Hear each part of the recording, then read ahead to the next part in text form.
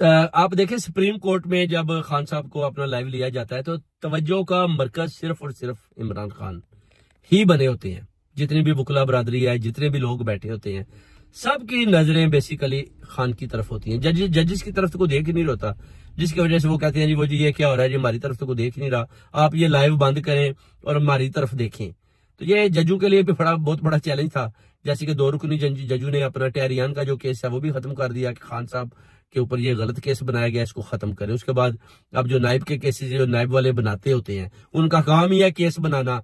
नायब ने पता नहीं किधर से केस लेकर आ जाते हैं, बाद में कह देते हैं जी वो जी ये केस इस तरह था उस तरह था, ये पता नहीं कैसे केस किस तरह ये फाइलें कहां से चोरी करके लाते हैं। उसके बाद ये लाकर ये लीडरान को पकड़ लेते हैं। उसके बाद कहते हैं जी कि आपके ऊपर ये केस है, और यही केस अभी खान साहब के ऊपर उन्होंने जैली बनाए हुए हैं।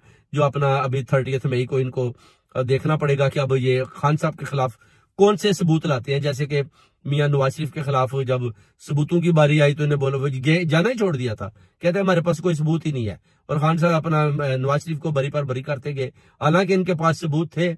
एवन फील्ड के हवाले से कितने उन्होंने शोर मचाया, जो अपना ओवरसीज कम्युनिटी ने कितना शोर मचाया। और अभी जब खान साहब की बारी आई, उन्होंने तो कोई किसी किस्म की कोई करप्शन भी नहीं की, और उनके खिलाफ भी केसेस बनाकर जैली फाइलें बनाकर इन्होंने रखी हुई हैं। जो 30 मई को जब ये लाएंगे तो जजेस उनको पढ़ेंगे तो फिर उनके केसेस वो भी खत्म हो जाएंगे। अब जजेस को भी पता चल चुका है कि ज्यादती है, जुल्म है। एक इतना बड़ा लीडर जिसकी मकबूलियत 70-80% पूरे वर्ल्ड में पाई जाती है, उसके साथ इतनी ज्यादती, उसके साथ इतना जुल्म, और कल को हम क्या करेंगे। इसलिए जजेस भी जो है ना, आप देख लें, खान साहब को स्माइल देते हैं आगे से, और खान साहब भी उनको स्माइल देते हैं। यानी इसका मतलब है कि आपने तो आना ही आना है, मगर हम पर भी रहम करें, हम जो चेहरों पर बैठे हुए हैं, कल को हमारे पीछे ना आप कहीं लग जाए, क्योंकि हम भी मजबूर हैं। पीछे से डंडा दिखाई देता है, फिर भी हम देखें आपको बरी पर बरी करते जा रहे हैं। काजी फाइज साहब भी डरा हुआ है, और वो कहता है कि मैं क्या कर सकता हूँ, अकेला तो मैं अब फैसले नहीं दे सकता ना, साथ और भी तो 7-8 जजेस बैठे हैं।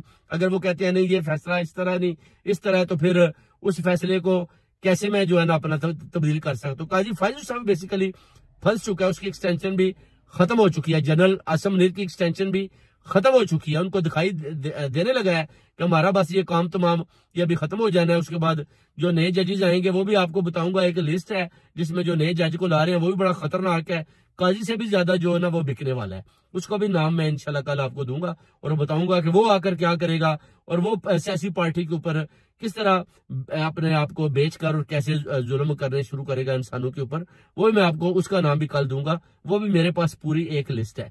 और ये जितने भी लोग हैं ना, पहले तैयारियां करके आए हुए हैं कि हमने कैसे जो पैसा बनाना है, कैसे जुल्म करना है, कैसे ज्यादतियां करनी है, और किस तरह हमने फिर इन सब जजों के ऊपर के साथ मिलकर पैसा बनाकर और लीडरान के ऊपर जैली केसेस के जो फैसले देने हैं वो गैर आईनी तरीके से देने हैं, बाद में इनको फंसा कर फिर इनसे पैसा जो है ना लेना है और अपनी दिहाड़ियां भी लगानी है। ये इनका मंशूर है जजों का भी, जो काजी फाइज इसानी और सब ने पैसा बनाया। पैसे के पीछे ये जर्नैल और जजेस और जितनी भी ये अदलिया है, बड़े बड़े जजेस हैं, ये भागते हैं। और जब पैसा कोई नहीं देता तो उसके खिलाफ फिर ये केसेस बनाकर उनको लंबी लंबी सजाएं देकर जेलों में बंद कर देते हैं। ये तो एक हकीकत है जो पूरी कौम और अवाम के सामने